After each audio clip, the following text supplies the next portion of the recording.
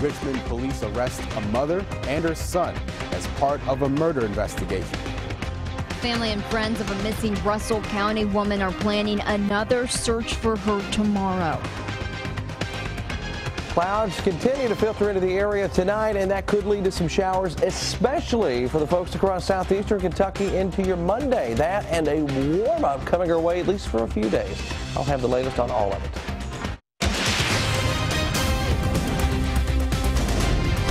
This is WKYT News at 11.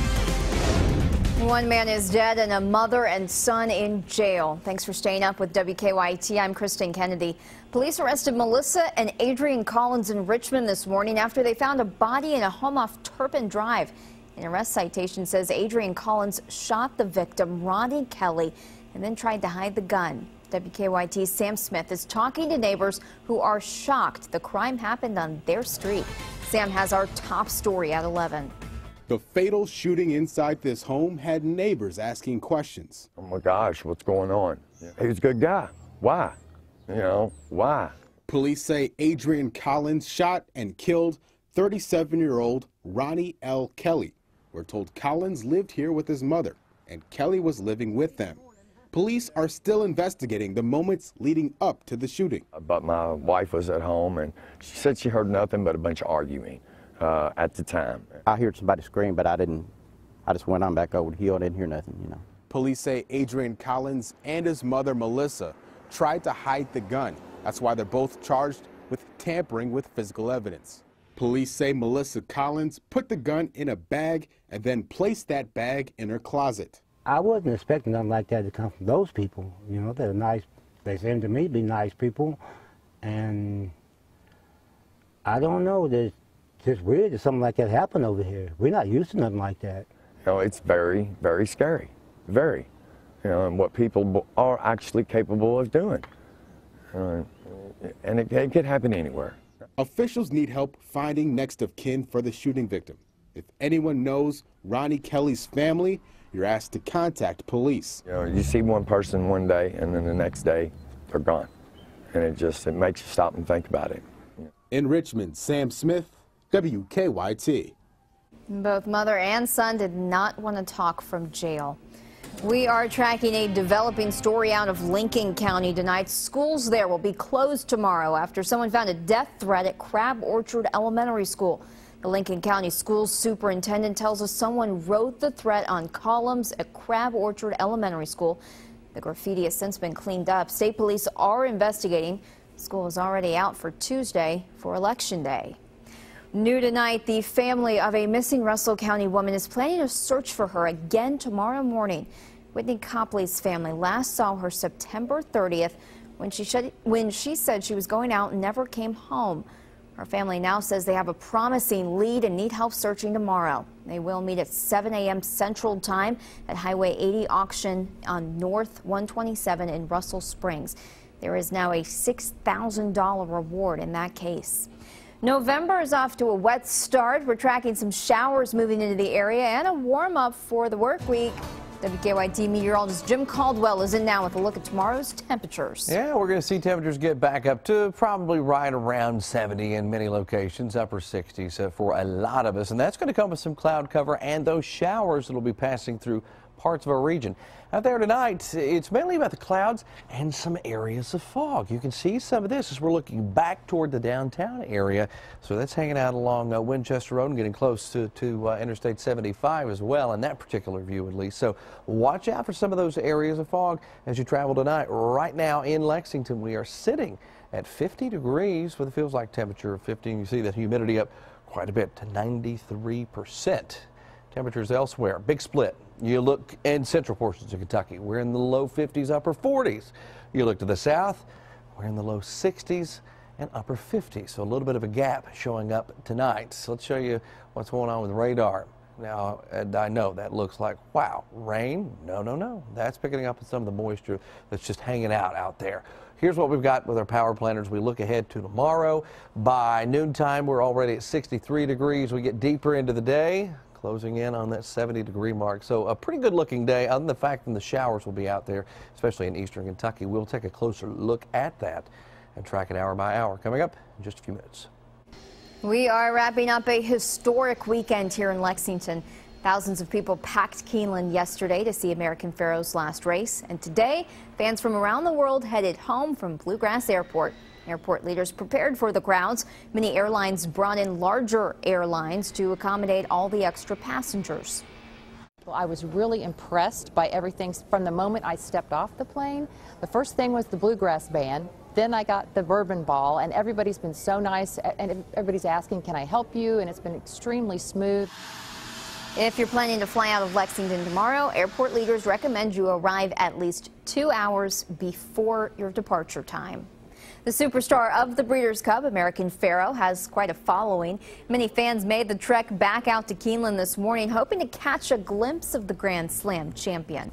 American Pharoah spent his first day of retirement at Keeneland. Tomorrow morning, he'll move to Ashford Stud, where he will spend the next year. I'd like to share them and let people enjoy them and touch them, because you won't see one like him for, you never know. It could be a year to 37 years, you don't know. American Pharoah beat FNX by 6.5 lengths in the Breeders' Cup Classic.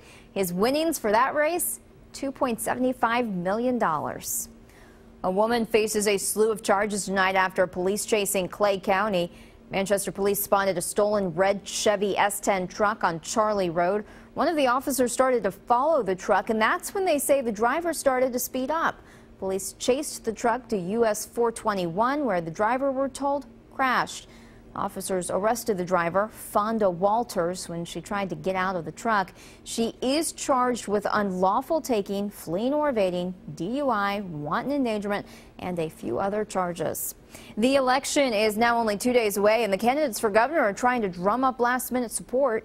Tomorrow, both candidates will do fly-around tours, making stops across the Commonwealth. Democratic candidate Jack Conway will kick off his tour with a meet and greet in Kenton County.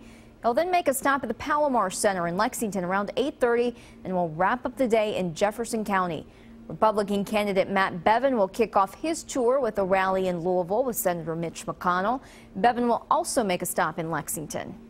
Kentuckians will vote for the next governor and several other statewide races Tuesday. We will have the latest results as they come in right here on WKYT and on our website, WKYT.com. Open enrollment for Connect started today. This year, Connect leaders say there are more options for families to choose from. If you already have Connect, you must re-enroll to continue your coverage. The enrollment period closes January 31st. If you need insurance by the new year, you must sign up by December 15th. Students at a Central Kentucky high school are celebrating a big win tonight. The Madison Central High School Marching Band won the 5A state championship last night. We were there today when students, teachers, and parents returned home. Band leaders credit the community with helping them win. This is a really nice statement on the kind of community we have at Madison Central and the kind of parents and students that come to our high school. It's so rewarding to see the senior class, to look out there. They stand at the front of the block at awards, and to look out at the seniors and see their faces knowing that they went out on top. That's really a remarkable thing for me. This is the second year in a row the marching band has won the state championship. Fred Thompson had a commanding presence. He was 6'6" tall, had a booming voice, and a straightforward Southern sensibility. Born in Alabama, Thompson first gained notoriety during the 1972 Watergate investigation. As legal counsel, he asked the question that led to the disclosure of a taping system inside the White House. Those tapes played a pivotal role in the resignation of President Richard Nixon. I'm Fred Thompson, and I want to tell you what I believe right now.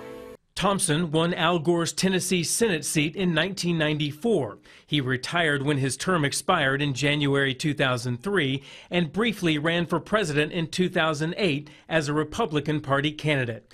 But most Americans know Thompson from his roles on the TV show Law and Order and big-budget movies like The Hunt for Red October. And I imagine you'll tell me what all the hubbub's about. Thompson's family released a statement saying in part, Fred was the same man on the floor of the Senate, the movie studio, or the town square of his hometown, adding he died peacefully surrounded by his family. Fred Thompson was 73 years old. Brian Webb for CBS News.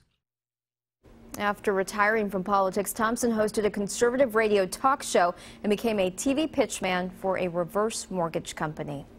Russian investigators arrived in Egypt today, one day after a devastating plane crash. All 224 people on board the plane died. Investigators are hoping to find out what caused Flight 9268 to drop off the radar after only 23 minutes in the air. According to Russia's aviation committee, the airliner broke into pieces mid-air. A night of trick-or-treating ended in tragedy. 3 people died in New York last night after a car plowed into a group. Witnesses say the car went off the curb over a parked car and smashed into a gate. One of the victims was a 10-year-old girl. Crews rushed the driver and 3 other people to the hospital. Their injuries are not life-threatening. Witnesses called the scene horrific. All you heard was the broom literally into the gate and the car landing on top of this young kid's body. You just go like automatically into rescue mode. When I saw the amputated body, I just covered him completely because I didn't want the other kids to see him. Police are still trying to figure out what caused the driver to crash. Deputies in Wayne County arrested a woman for running away from them. Social workers went to check on Kristen Fox and her son in Monticello Friday. That's when deputies say Fox jumped into a car and took off.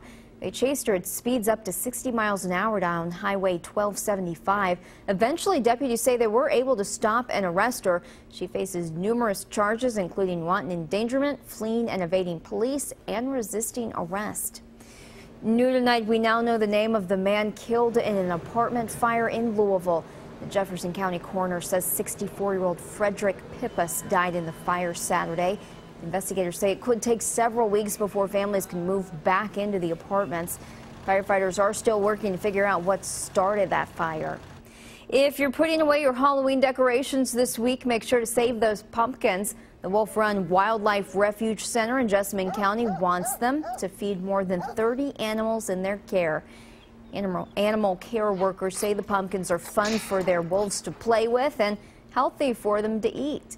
Pumpkins are great enrichment for all the animals. They love to play with them. They love rolling the pumpkins around and breaking them. And it's also really good for their digestive systems as well.